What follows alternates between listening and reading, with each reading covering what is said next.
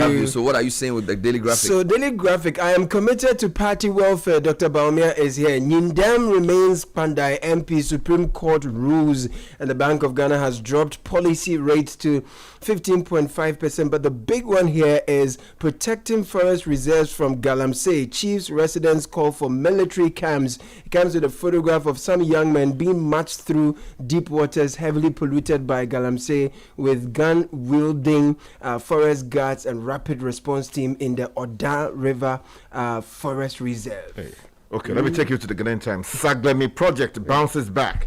Government picks developer to complete housing scheme. This according to the minister for. Is this another developer from the one? Oh, they say they have signed some joint venture, whatever it is. Charting a new course. The GMA's reset agenda 1 year on. Also, we have a story here talking about no rerun at Kpandai. Supreme Court overturns High Court order, and Matthew Nyindam is here smiling on the front page. And Ghana-China trade hits $14.1 billion in 2025. Chinese envoy talking here. And then also BOG cuts policy rate to 4-year low to 15.5% to boost growth. Right, before daybreak, the back page of Daily Graphic has government clears 115.9 million Ghana cedi premix fuel under recovery arrears owed BDCs, and daybreak has Jude Sekle reports Edward Bauer to national security. Nanumba Council deepens ties with MPA. Gold reserves declined to 18.6 tons in December 2025, and Brian dwarfs Baumia Ken in Fagab pose. Let me take you to the Chronicle. The big story says Ashanti region backs Brian after delivering his message of hope to 11,000 delegates. I don't know how they even come up with some of these headlines. You know, Ashanti region backs. I don't know. As if, you know, the whole region says. Also, on the front page this morning, APL poll reveals Baumia will win one touch. All of these polls will be decided on by Saturday 8 p.m. We all know our level. I know my level. Baumia will bring victory to MPP. This is Jinapo talking. I spoke to you also. Right. So I have my final paper here. Daily Guide. Supreme Court retains Nyindam as Kpandai MP. NDC Kpandai review plan unnecessary. This is Minority John Darkon speaking there. My vision for MPP Ghana sets me apart. This is Dr. Yaose Duchum, and BOG cuts policy rates to 15.5%. Police arrest 4 gold robbers. City FM website citynewsroom.com says interest rates have eased. Banks are now chasing customers with loans. According to the governor of the central bank, the Bank of Ghana has also reset microfinance rules, raising capital and setting 2026 deadlines. In other headlines, all MPP related. So, for example, Baumia will win 14 regions in MPP primaries. This is Global Info Analytics. Also, Musa Danko explained why Baumia is leading. Meanwhile, Evans Dua says only Kene Japan can cross 50+1. And then other headlines, Baumia's performance hinges on Brian Champions results according to the Kene Japan campaign. So lots of headlines relating to this matter. Meanwhile, police arrest driver with 714 slabs of suspected Indian hemp. And Laboni Junction, traffic to be disrupted for pedestrian footbridge installation. So that's happening later in the week. If you go to ChannelOne News Online, it's also MPP focused. Our research focused on strategy, not speculation, according to Evans Dua.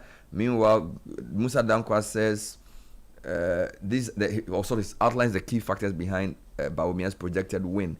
Takrady Port berths largest bulk carrier vessel in West Africa. That's a good one.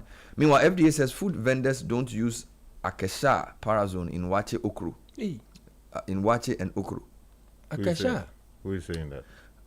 Well, FDA says food vendors, I don't know what I'm saying, they shouldn't use it or they don't use it. Maybe the story will explain it. Response to another story. Yeah, this is, I think somebody was claiming that, you know, Akesha, those who come to Akesha, those people, something they used to clean the saucepan. Good. So FDA is talking about, I'll give you the headline shortly. Road Ministry announces nighttime traffic disruption on Ring Road East. This is the same Laboni Junction.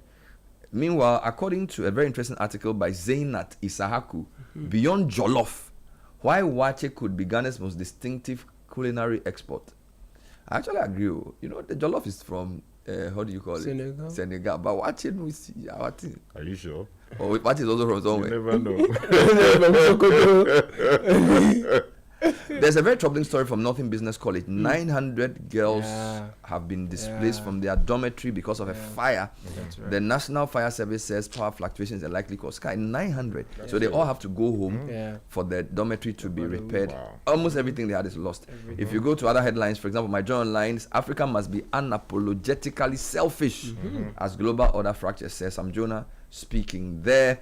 Meanwhile, Matthew Nyindam has been speaking. He says, I was prepared for any outcome. I almost lost hope along the way, as he grants an interview after his return to Parliament. Let's get into the details of the stories, gentlemen. Nyindam remains Kpandai MP. Supreme Court rules. Jocelyn Kafui Nyaji writes on page 13 of Daily Graphic this morning that the Supreme Court has quashed the decision of the High Court in Tamale that nullified the 2024 parliamentary election results for the Kpandai constituency in the northern region. The decision on the application filed by the Member of Parliament for Kpandai, Matthew Nyindam, was taken by a majority of 4-1, with Justice Gabriel Puaman dissenting. Justices Amadou Tanko, Yoni Kulendi, Samuel Asiedu, and Henry Anthony Kofi were on the majority side. The Apex Court consequently set aside the November 24, 2025 judgment of the High Court Tamale, together with all consequential actions and orders that arose from the decision. Now, the Supreme Court indicated that the full reasons for both the majority and minority decisions will be filed at the registry of the court on February 6, 2026. Now, in delivering the ruling, the court requested the High Court's decision to be brought before it for the purpose of being set aside, and same was accordingly quashed. The court sitting yesterday was without arguments from the parties. Only the justices were present to deliver the verdict. Now, top figures of both the NDC and MPP, the two contending parties in the case, were present. Electoral Commission was represented by its lawyer, Justin Amanuvo. Wonderful. Yeah. So that's the big story, and he's been reacting on a number of platforms. He says, for almost a year, I've never had peace to work. Pandai MP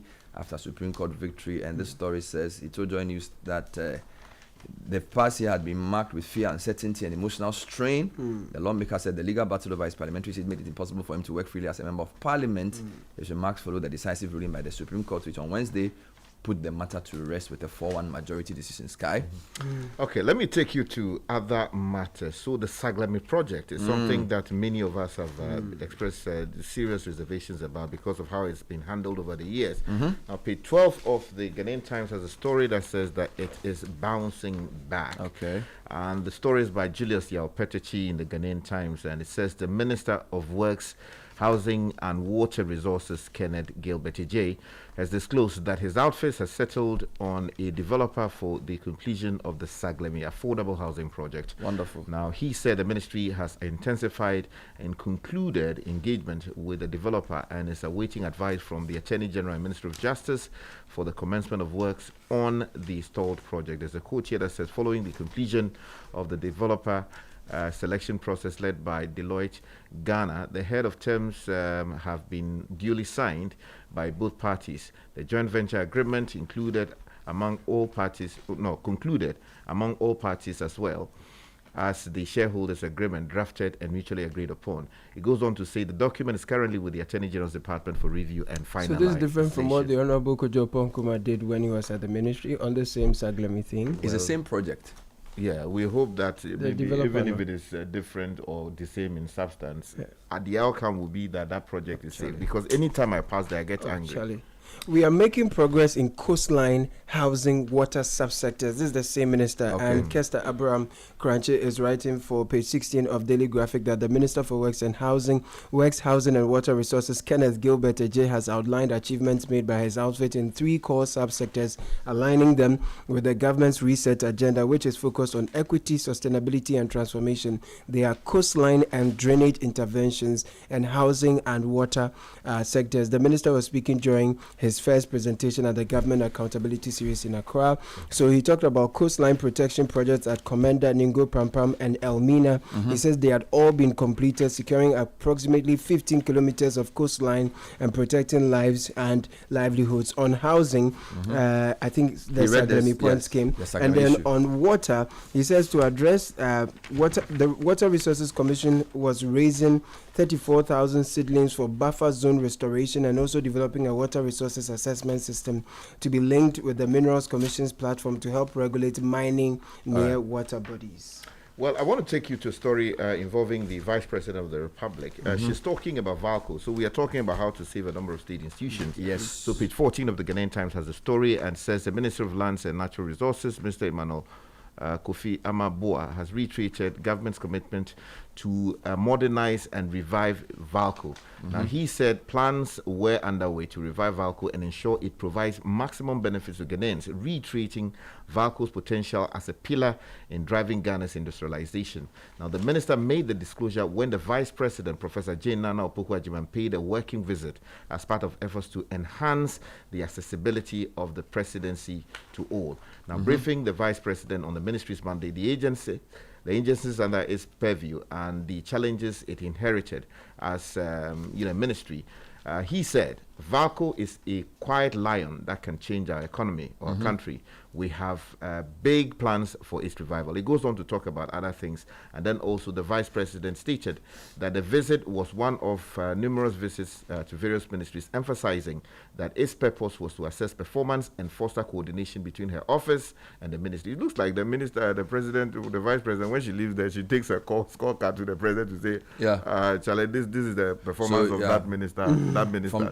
From last week, Transport Ministry, Lands Ministry, Energy Ministry. Let's go to the financial sector. Two interesting stories. Bernard, before then, can I do the final social story? Yes. Please. 900 students of Nobisco displaced after fire outbreak. So page 20 has that on Daily Graphic. About 900 students of the Northern School of Business Senior High School and Nobisco have been displaced after fire gutted the girls' dormitory block. The fire, which started at about 2 p.m. yesterday in the afternoon, caused extensive damage to the building and destroyed students' mattresses, trunks, uniforms, books, and other essential learning materials. Now, some students reportedly collapsed out of shock during the incident and were rushed to nearby health facilities. The students could not salvage their belongings as the fire spread rapidly, leaving them helpless until personnel from the Ghana service arrived. However, personnel managed to bring the situation under control, preventing the flames from spreading to other parts of the school. Now, on the economy, two interesting stories.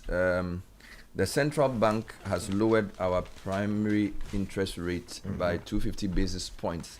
This is the lowest in 4 years. The GNA's headline says Ghana has recorded its lowest monetary policy rate in 4 years, following a 250 basis point reduction by the MPC of the BOG to 15.5%. Now, the last time the policy rate was lower was in July 2021, where it stood at 13.5%, before successive increases took it to a peak of 30% September 2023, with some fluctuations in 2024. So at their 128th MPC meeting, Dr. Johnson Pandit, Siama, governor of the central bank, said the reduction from 18% to 15.5% was aimed at ensuring that recent macro gains translated into sustainable economic growth. Now, on citynewsroom.com, he says commercial banks are beginning to actively court borrowers.